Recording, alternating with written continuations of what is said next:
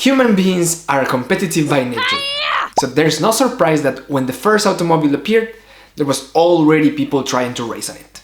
I mean, the first race that we have a record on is from 1867, where two guys were competing in their carriages. Time, the desire of having the fastest car or being the faster driver only increased, so people start modifying existing models or even creating their own to participate in races. By the early 1900s, the Grand Prix format appeared. So there was a bunch of manufacturers going from country to country with the only objective of racing. Transportation became a problem, because if you spend the last 6 months trying to improve or making your car faster, then it was not a really good idea to drive it 200 plus kilometers just to go to the next race. You're going to damage it. So the teams started to use carriers. If you are moving from one continent to another, you need to use a plane. That's the fastest way. But if you are going across Europe or just running within the US, that is a big country, then the trailers are your option. When you are a car collector, you love race cars. There's no question about it. But what if in your next buy, you get a race car and a matching transport? This is a question that several model manufacturers are answering right now. One of them is Hot Wheels, and this is what I got for you today. The unboxing of the Jaguar Lightweight E-Type in the Car Culture Teens Transport Edition. If you would like to know if this is a good addition to your collection, then stay, because today in Jar Collectibles we have a Hot Wheels Team Transport unboxing. The blister is obviously bigger than other Hot Wheels releases. Here you can see a nice graphic showing you the carrier and the car. Below there are the actual cars, and below that their names. In this case, the Jaguar Lightweight E-Type and the Carry-On. By the side of the names you see the number 14.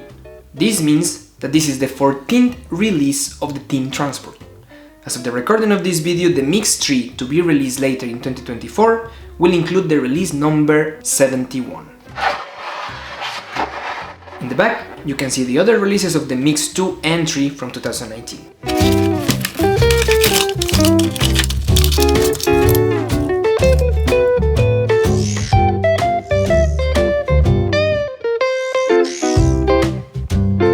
The Carry-On is an original design from Hot Wheels, but it has some resemblance to the International Medium Duty. The cabin and the base are die-cast metal, and the bed is plastic. And you can see there the Jaguar brand using the typical British racing green.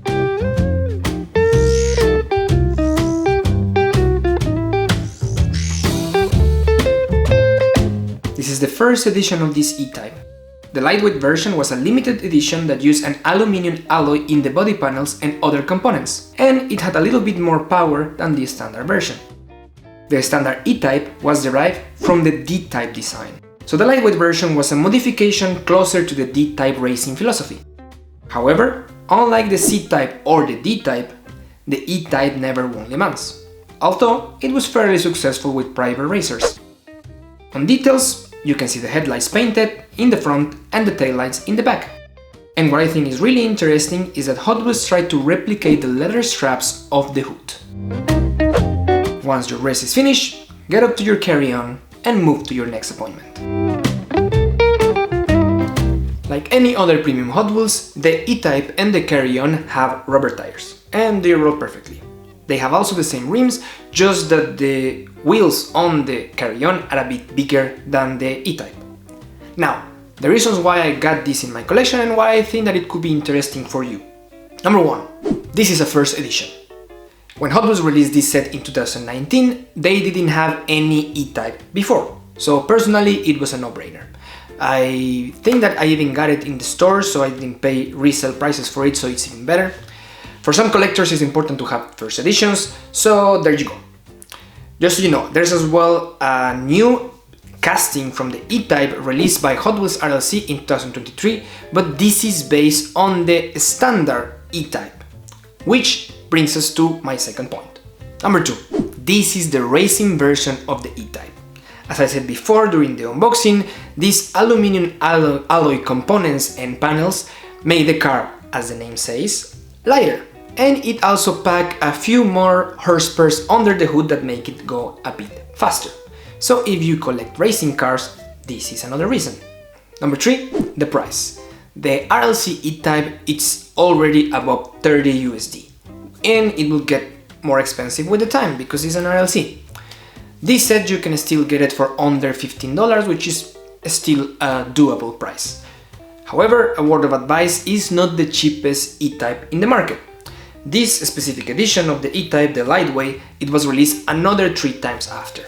The second one was a SAMAC version released in 2020 in the British Icons Premium set, if I'm not wrong.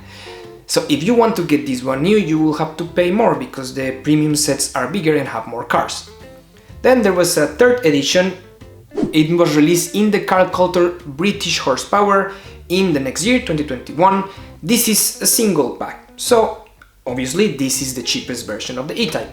And then there was one more edition, the fourth one of this casting, that it was a mail-in released by Kroger, the store in US, in 2023. Which brings us to my last point. Number 4, the iconic British Racing Green.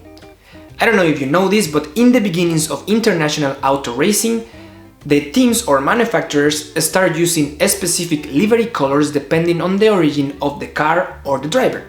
For example, in the case of Germany, they were silver, France was blue, Italy was of course red, and UK was green. So this is the only Jaguar E-Type developed exclusively for racing, which is using the exclusive racing livery. So there you go. These are the 4 reasons why I think that after 5 years of its original release, this is still a good addition to your collection. But I would love to hear what do you think. Do you have any other reason why we should add this one to our collections? Or even better, do you have any reasons why we shouldn't? Let me know everything what you think in the comments down below. And now before you go, as usual, if you are enjoying the content, I will really appreciate if you can smash the like button, subscribe to the channel if you haven't done so, and share this video with some friends that you think that might enjoy it. Next week I will have for you another Team Transport unboxing. But this car is not from the 60s, this is a newer one. It's fully electric and its first competition was the Pikes Peak Hill Climb in 2018. If you want to know what I'm talking about, I think that you know what to do, right? My name is Jaguar, thanks for being here and see you next time. Adios!